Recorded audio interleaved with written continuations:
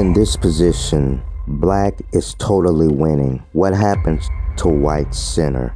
It collapsed. White lost control of the center. And as you can see on the board in front of you, black is about to promote the passed pawn. So get your pen and pad ready to take notes. There are various lessons to learn from this game. So after e4, e6, d4, pawn to d5, we arrive at the French defense. Knight c3, knight f6, pawn to e5, and knight on f to d7. And after queen to g4, white begins attacking with the queen. Key point number 1, early queen attacks do not usually succeed. It is important to develop your pieces first and consolidate your position before going on to attack. It may look as though white has the better position with 3 pieces already developed, but the problem is the king is still in the center. So here white's next move is to play the knight to d6, provoking black to capture the knight, which will deflect the bishop away from g7. This tactic is called deflection. Key point number 2, castle before tactics.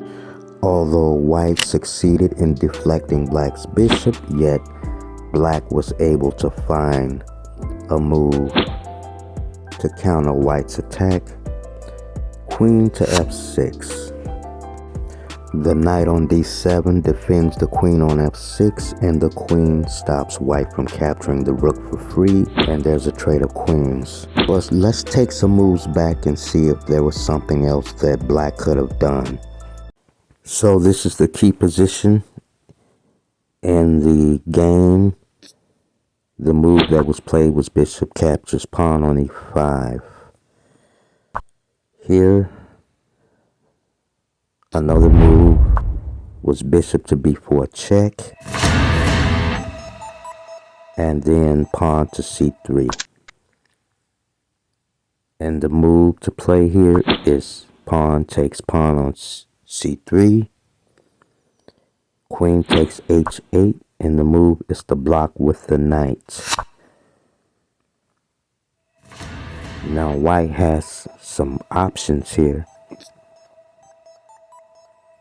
One move that white has is to capture or to simply move the king over. King to d1, pawn takes b2, bishop recaptures on b2, and queen to b6. Now let's see what happens if white decides to capture the pawn. For instance, pawn takes c3, then the follow-up is bishop captures on c3 check,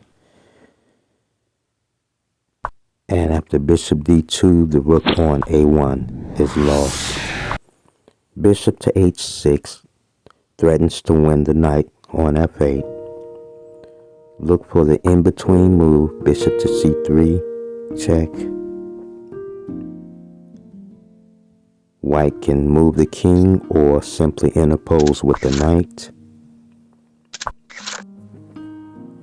King to d1, bishop to b4 defends the knight. On the other hand, knight to d2, bishop takes d2 check, king takes d2, and now queen to a5 check. King to d1, queen to a4 check.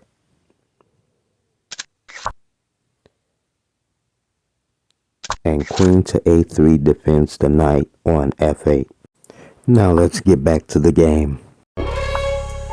So as we can see, white's quick attack has been nullified. And now, knight f3, bishop d7, knight f3, and black posts a knight on the e4 square. A very good post for the knight.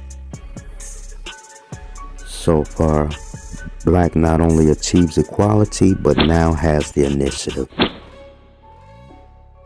Now, if you look at the line message above, it says chess is apples and oranges.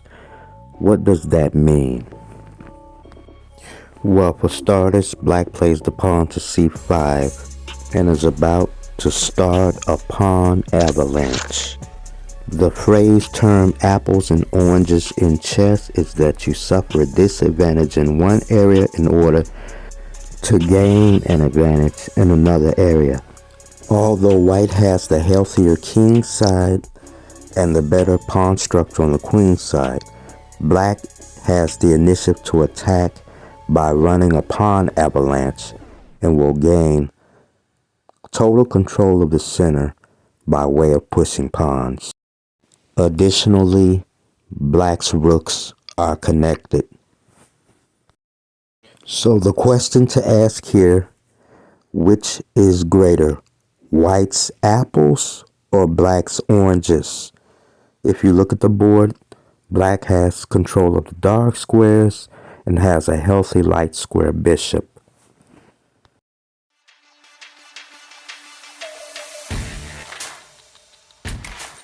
Let's examine this position. Not only is the knight on e3 well posted and is very active, but the rook on c8 is posted behind the pawn, and the rule is that rooks belong behind pawns.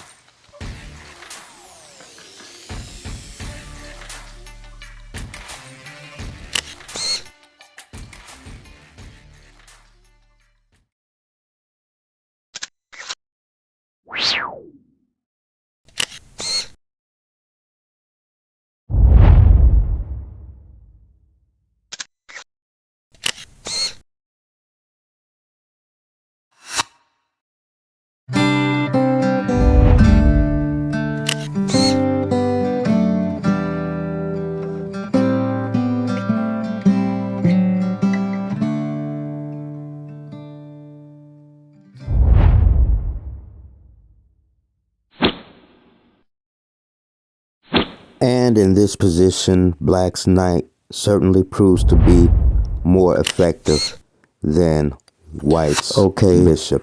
Black's mission is over with the knight. The knight has no more safe squares to go to. The knight's done his job.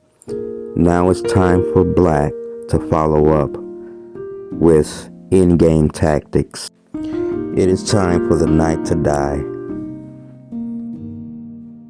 And with the passed pawn on the 7th rank, Black is able to bring home the point. And this is the final position. In this game, Black played the rook to d3, and after rook d3, White resigned.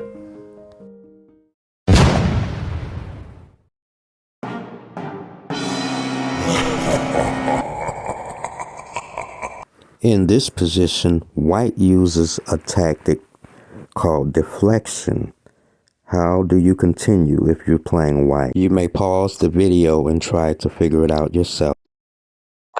Bishop to b4 threatens to queen the pawn. Bishop to b4.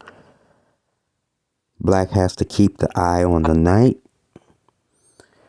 Pawn to h5, and the move is to queen the pawn.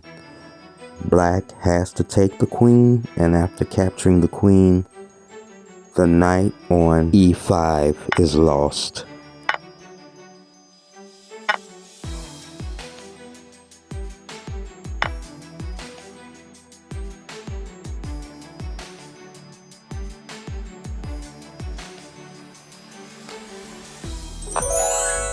And now let's look at another game. Now in this position, it is Black to find the continuation. How does Black continue? Both sides are about to lose a piece. The knight on g6 and the bishop on d3 are both attacked. So how does Black continue? You may pause the video.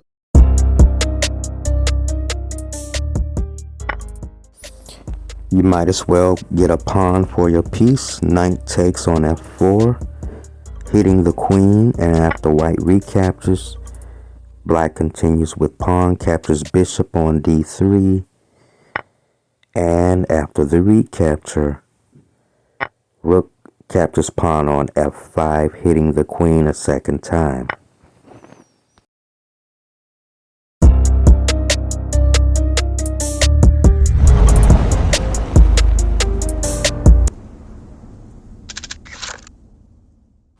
Okay, in this position, we're back to apples and oranges.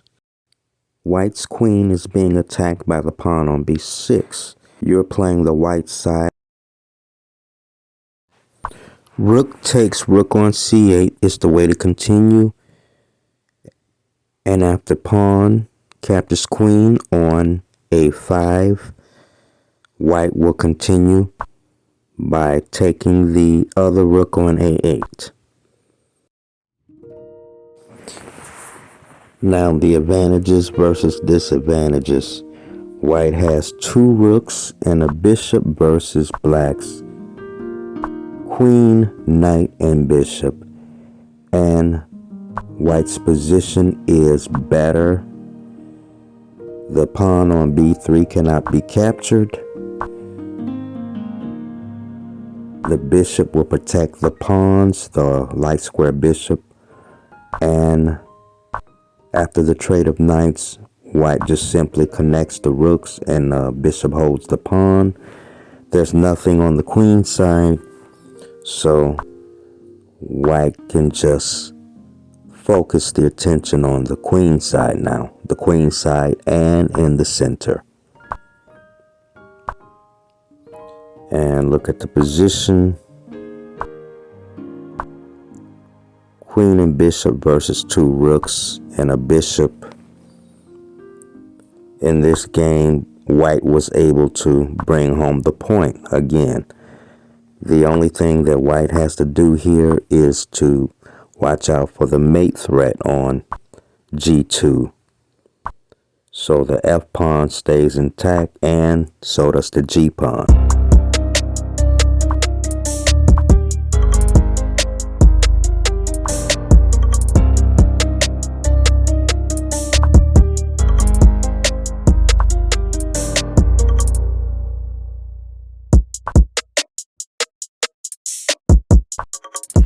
Now watch closely. Pawn takes e3, rook takes g7 check, queen takes g7, and after trades on g7, white captures the pawn on e3 and is winning the endgame. Thank you. That is all I have for now. Don't forget to hit that like button and stay tuned for my next video.